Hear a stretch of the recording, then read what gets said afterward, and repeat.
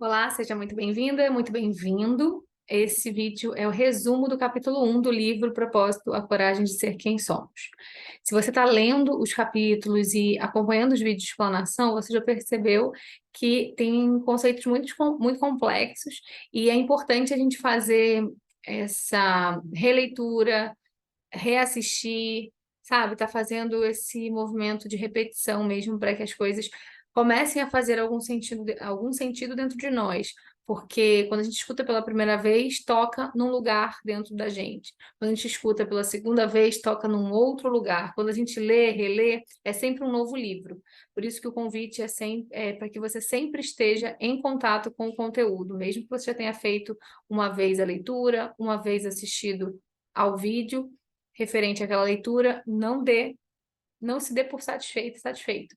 Volte, veja novamente. Claro, dependendo do seu nível, do seu nível de intenção com aquilo, né? Do que você deseja fazer com aquilo. Se você quiser dar uma lida para entender de uma forma mais superficial e se aquilo te tocar de uma forma que naquele momento é o que você precisa, ok. Agora, depende do que você está buscando. Se você deseja fazer mudanças significativas no seu comportamento, provavelmente você vai precisar ler e assistir mais de uma vez, tá bem? Então, eu decidi fazer o resumo ao final de cada capítulo para a gente integrar e assimilar, ter mais tempo, ganhar tempo mesmo para esse ganho de sabedoria dos conceitos que a gente está vendo. E aí, nesse vídeo, eu vou fazer o resumo do capítulo 1 inteiro, que a gente, na verdade, dividiu em duas partes, só que agora a gente vai fazer o resumão. Bora lá. Bom, nós vimos que no capítulo 1, o Prembaba ele traz o conceito de alma, que a alma seria a porção individual do espírito, e essa alma acompanha a consciência, o ser, durante os seus ciclos de mortes e renascimentos. Então, a alma é a ponte entre o mundo espiritual e o mundo da matéria, e é ela que vem participar de uma jornada material na Terra. Então a alma ela ganha um ego, ela ganha um corpo, esse ego e esse corpo formam um veículo, e é esse veículo da alma aqui no jogo divino na Terra, na experiência que a gente chama de vida. E quando a gente ganha um corpo e a gente ganha esse ego, a gente começa a entender que existe uma separação entre todos nós. Então, o formato do corpo que traz a aparência de separação, porque de fato no mundo aqui material, no mundo biológico, existe essa separação, né? Eu me vejo dentro dos contornos desse corpo, que tem uma limitação física, e aí você está dentro do seu corpo, que também tem os limites físicos ali, os contornos físicos, dizendo onde que é o seu limite ali, né? E até onde eu posso ir. E eu estou separada aparentemente, desse notebook na minha frente, dessa cadeira onde eu estou, separada das paredes desse cômodo, e assim a gente vive dentro da ilusão de separação. Só que ele fala que essa ilusão, que é Maya em sânscrito, significa também que a gente vai aprender muito através dessa ilusão do esquecimento e da ilusão da separação. E essa ilusão que a gente vem fazer parte é a ilusão da dualidade. Então a gente tem um véu sobre os nossos olhos, metaforicamente, e esse véu é o véu da dualidade. Então eu vejo tudo no mundo e tudo dentro de mim enquanto encarnada aqui na matéria, sempre pelo ponto de vista da dualidade, dos contrapontos. E então, ele fala que, mesmo que a gente passe por esse processo de esquecimento da nossa verdadeira origem, e a gente enxergue o mundo com dualidade, e a gente se perceba separados, dentro de cada um de nós a gente guarda a semente, que é a semente do divino, a semente do amor. Então, assim como na natureza, dentro de cada semente, guarda o potencial máximo do que aquela semente pode se tornar, assim é conosco também. Nós trazemos dentro da nossa semente, a gente traz um quantum, uma essência do nosso verdadeiro ser, que é amor incondicional. E ele diz que se a essência da semente da laranja é se tornar uma laranjeira que também dê laranjas, a essência do ser humano é o amor. Só que ele diz que o amor ele se expressa de diferentes formas. Então existem as expressões do amor individualizadas. Eu sou uma expressão do amor, nesse momento eu estou expressando o divino ou o amor, que é a mesma coisa. Você, enquanto me escuta aí do outro lado e vai fazendo seus processamentos internos, também é uma manifestação do amor, que é uma manifestação do divino, através da individualidade, que é você. E assim a gente olha para o mundo e percebe o divino se manifestando de infinitas formas individualizadas. E ele diz que o fato da gente entrar, né, entre aspas, num ego e num corpo que traz o véu do esquecimento, o véu da dualidade e essa falsa percepção de separação, com isso a gente vai criando desafios também, porque a gente vai agindo e a nossa ação no mundo intrinsecamente também pressupõe reação, porque karma, que é uma palavra em sânscrito também, se refere a uma lei cósmica, uma lei universal. A ação, que é karma, o que significa, está implícito nela uma reação. Então, toda vez que eu encarno novamente um corpo, estruturo um ego, acredito que estou separada do outro, e eu esqueço da minha origem divina, esqueço do meu propósito de vida e passo por todo esse processo que a gente vai perceber ao longo do livro como que é, a gente vai criando ações, gerando ações, se comportando de forma que a gente colhe logo ali na frente, ou muito lá na frente, os resultados dessas ações, ação e reação, é uma lei do plantio, lei da semeadura, plantio e semeadura, ação e reação, enfim, o que você planta, você colhe, em diferentes fontes, né, religiões ou formas de pensar, a gente vê essa lei sendo expressa. E aí ele diz que esses desafios a gente traz no nosso DNA, então a gente traz uma bagagem na nossa semente, a gente traz uma bagagem de virtudes que se transformam em dons e talentos, que fazem parte dessa unidade, dessa individualidade que nós somos, só que nós também trazemos desafios, que a gente já traz os desafios impressos no DNA, assim como os nossos dons e os nossos talentos. E além desses desafios que a gente já traz no nosso DNA, a gente também cria novos desafios por causa do estado de adormecimento, de esquecimento, a gente cria novas ações que terão resultados a serem colhidos. E assim a gente vai. E aí ele diz que existem momentos na nossa jornada aqui na Terra que a gente tem pausas, que ele chama de paradas do caminho. Então, conforme a gente para se reabastecer, para fazer um balanço interno, para redirecionar a nossa jornada, para olhar para o passado, para perceber onde que a gente caiu em alguns buracos, onde que a gente cometeu certos erros, né? Ações que trouxeram resultados ruins, onde a gente acertou muito, onde que foi bacana, a gente faz esse balanço interno e esses momentos de parada são momentos muito importantes para a gente redirecionar a rota e entender o que a gente quer criar daqui para frente, né? Com base em tudo que a gente viveu até aqui. E ele diz que ele apresenta o conceito de Karma Yoga, que o yoga é muito além dos movimentos da meditação e das posições que a gente conhece aqui no Ocidente, vai muito além disso, seria uma filosofia de vida, uma forma de viver a vida. O yoga, ele possibilita a autorrealização do ser. E existe uma vertente do yoga, que é o Karma Yoga, que é o karma da ação, que traz a reflexão para a gente, né? Possibilita que a gente pense nas nossas ações não mais como ações que gerarão resultados necessariamente ruins, mas propõe ação pela não ação. Então, você, conforme se alinha com o seu propósito de alma e está conectada com o todo, que é o amor, que é o divino, você vai agir no mundo gerando cada vez menos karmas, gerando cada vez menos reações, porque você vai estar alinhada com o todo. E quando você está alinhada com o todo e vivendo o propósito do teu ser, vivendo o propósito da sua alma, você pensa no todo e não somente em você. Porque o que é essa reação à nossa ação, né?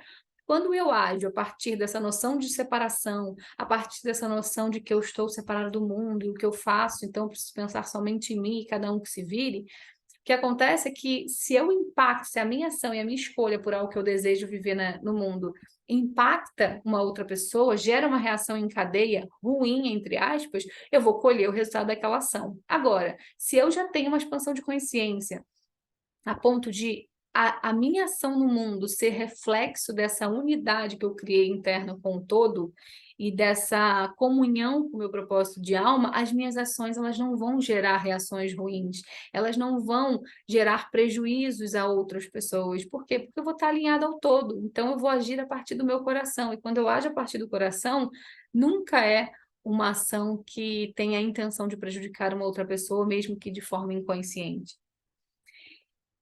E então a gente começa a ver também que, além desse programa da alma que a gente traz na nossa semente, a gente também cria um programa que eles chamam de programa externo, ou programa do ego, que a gente vai formando desde a nossa chegada aqui na Terra, que a gente vai construindo esse programa do ego conforme as influências que a gente recebe do meio externo. Então, os programas dos nossos pais, os programas dos educadores, do meio que a gente está inserido, os parentes, aquela família que a gente faz parte. Então, todos esses programas funcionam como inputs que a gente recebe e que vão criando uma casca, que é o programa do ego. E ele diz que, assim como a casca da fruta, em algum momento a gente precisa retirar o programa do ego para que o programa da alma possa desabrochar, para que a gente possa saborear o nosso fruto, que é o amor incondicional. Então, todos nós somos amor incondicional na nossa essência, e conforme a gente retira as camadas mais externas da nossa personalidade, a gente é capaz de chegar na parte mais nuclear do nosso ser, que é amor incondicional e que vai se expressar de uma forma muito única, muito individual. E aí ele fala que essa programação do ego ela é formada basicamente dos 0 aos 7 anos. Então, a personalidade humana, ela tem a sua fundação dos 0 aos 7 anos principalmente, depois mais 7 anos para frente, mas basicamente dos 0 aos 7 anos. Ele fala que as crenças que a gente absorve, que a gente cria no nosso sistema interno dos 0 aos 7 anos vão perdurar durante toda a nossa vida. Então, a gente começa a olhar com mais carinho para essa primeira infância e perceber a importância de um adulto que educa uma criança. E ele diz que, conforme a gente vai recebendo os programas, principalmente dos pais, né, e fora todas as outras pessoas que convivem com a gente na infância, esses programas dos pais, que não necessariamente são todos bons, porque os pais também estão no esquecimento, também estão na dualidade e na ilusão de separação, e esses pais também receberam lá na sua primeira infância programas de seus pais que podem ser projeções de suas misérias, de suas dores, das suas sombras.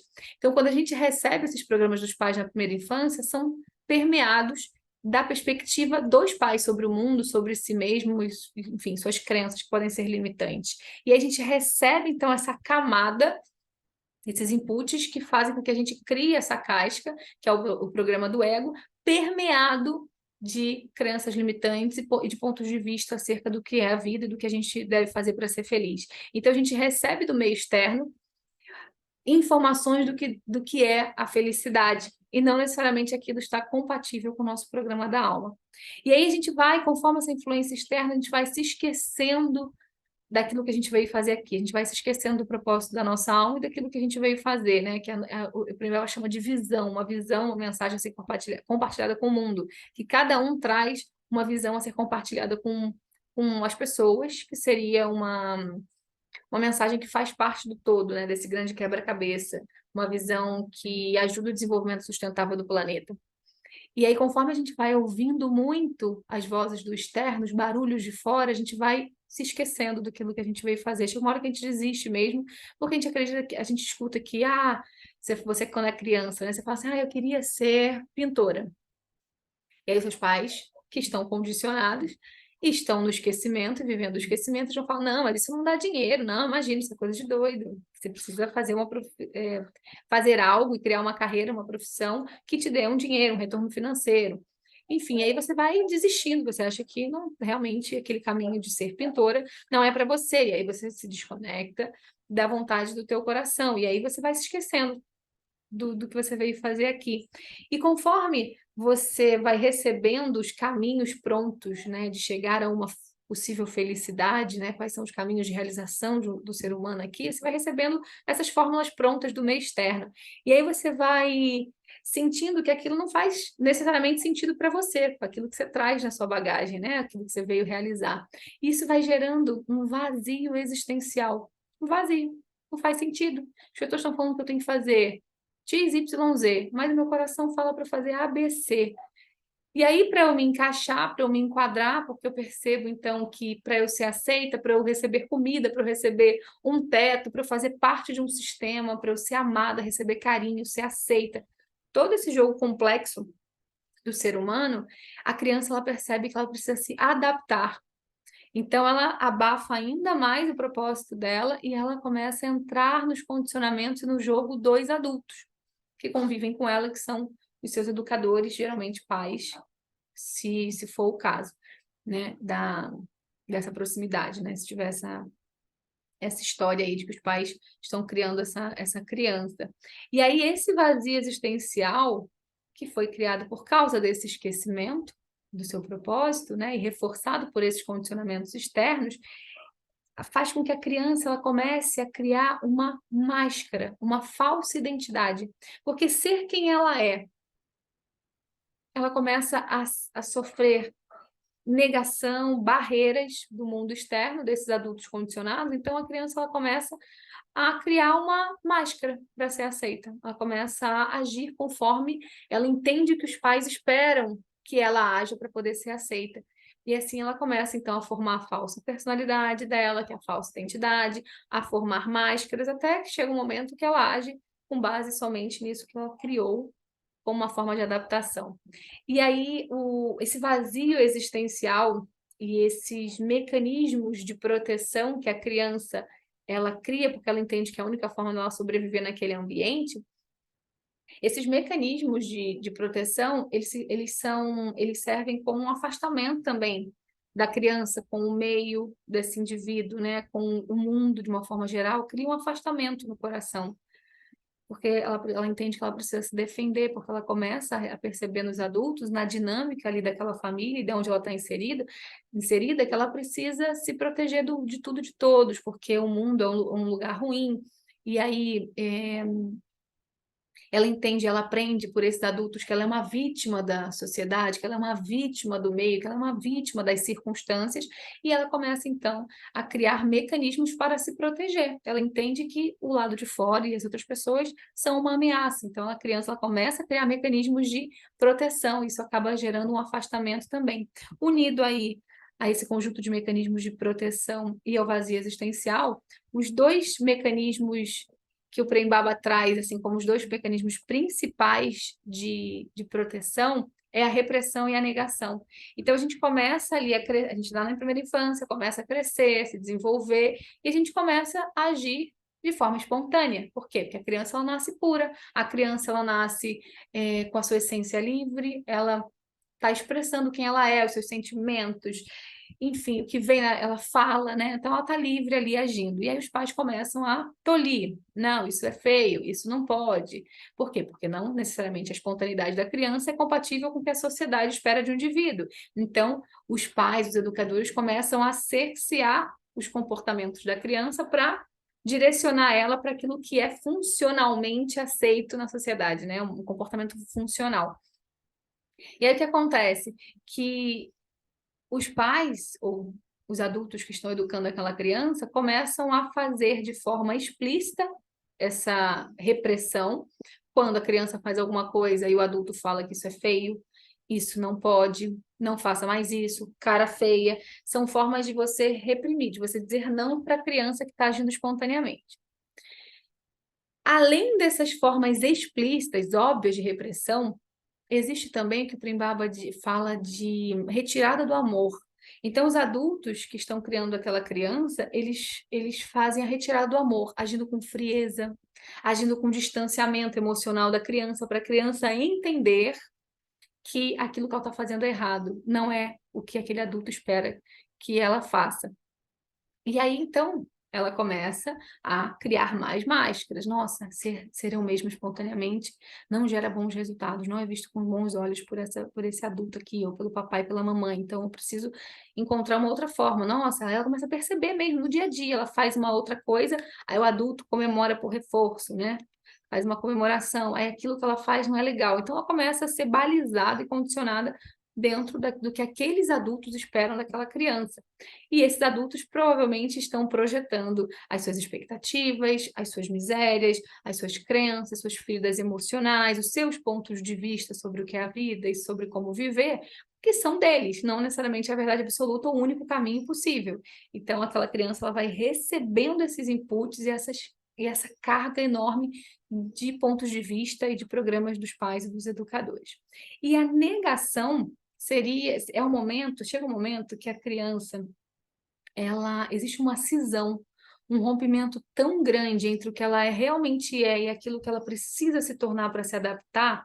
Essa cisão é um momento tão dolorido, mas tão dolorido que geralmente a gente não lembra, é tão dolorido que a gente começa a colocar esses sentimentos que a gente chama de negativos, né, sentimentos ruins, para aquilo que a gente pode chamar de debaixo do tapete. Então a gente vai jogando para um lugar dentro de nós que a gente não quer olhar, depois a gente vai chamar de inconsciente.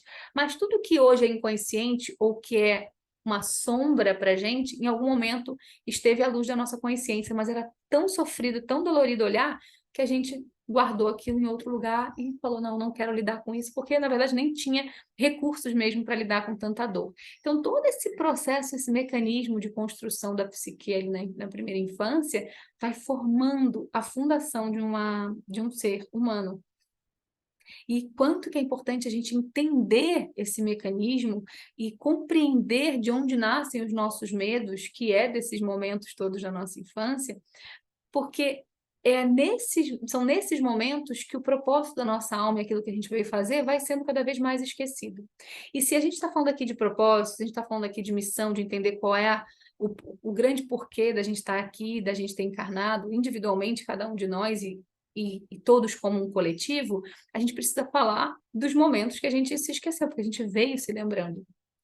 A gente chegou aqui lembrando, tendo lembrança, tendo sentimentos em relação ao nosso propósito, aquilo que a gente se comprometeu a fazer antes de encarnar.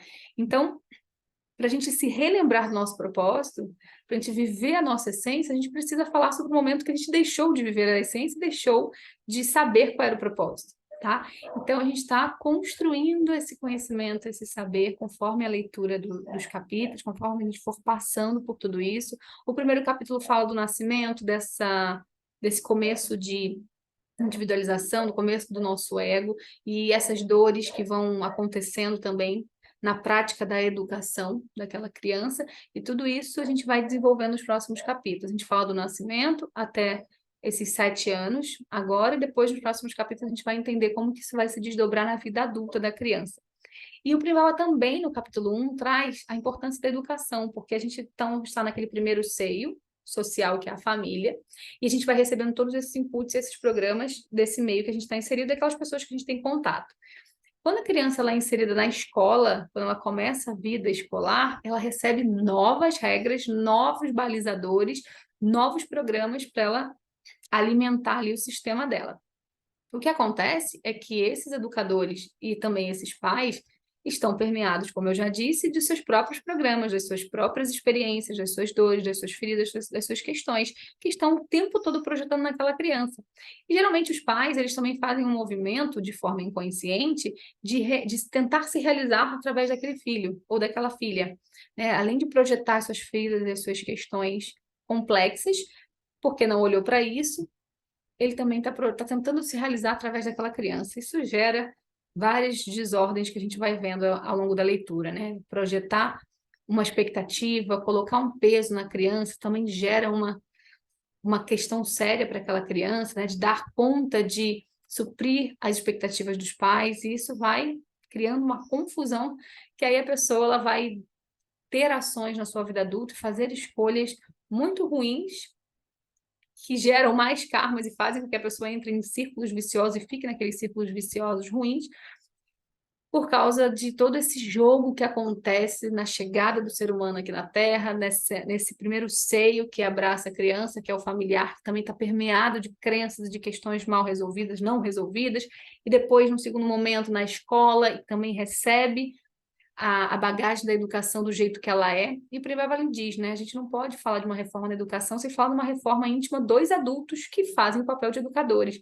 Então, a gente precisa realmente de uma revolução na consciência humana. A gente não pode falar de uma reforma na educação, de uma reforma social, política, econômica, familiar, relacional, sem falar na reforma do indivíduo internamente, com todas essas questões que a gente está entendendo aqui de onde que vem, da infância, tá? Bom, é só tudo isso, mas eu espero que esteja a cada vídeo, a cada frase, ficando cada vez mais claro, se descortinando mesmo todo esse conhecimento, como eu falei, venho falando. É um livro complexo, é um livro que eu considero direto, que resume a jornada do ser humano aqui na Terra, mas também traz conceitos muito complexos que a gente não vai falando por aí, né? A gente não vai conversando assim numa roda de amigos no bar.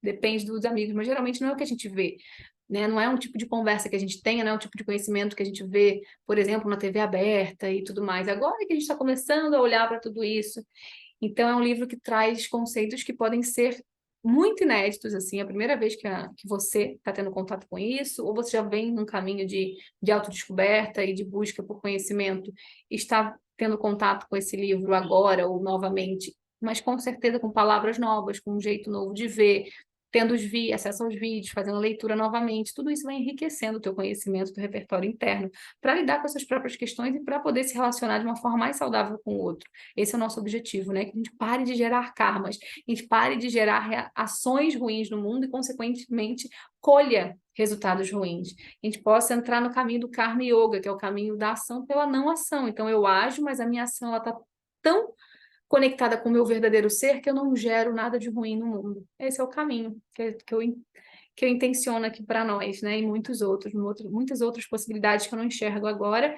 mas que deixo aí a vida, o mistério nos surpreender. Tá? Então, eu espero aí que tenha clareado ainda mais esse grande resumão. A gente vai entrar no próximo vídeo, a gente vai entrar no capítulo 2, na primeira parte do capítulo 2, e meu convite é que você releia o capítulo 1, que você reassista a introdução, o capítulo 1, na parte 1, parte 2 e esse resumo, para a gente ir construindo tijolinho a tijolinho nosso castelo de conhecimento e de autoconhecimento. E que você perceba aí na sua vida prática, no seu dia a dia, como que você pode encaixar tudo isso que a gente está vendo na sua rotina, tá? Para você se tornar a cada dia um ser humano um pouquinho melhor que ontem. Gratidão mais uma vez pela companhia. Obrigada por ter ficado até aqui. Se fizer sentido no seu coração, se você lembrar de alguém, compartilhe esse vídeo e toda a playlist do Clube de Leitura, que está sempre gratuito e aberto, disponível. E vamos disseminar aí conhecimentos que vão, com certeza, ajudar no despertar das pessoas e, consequentemente, no despertar da humanidade como um todo. Um beijo e fique com Deus.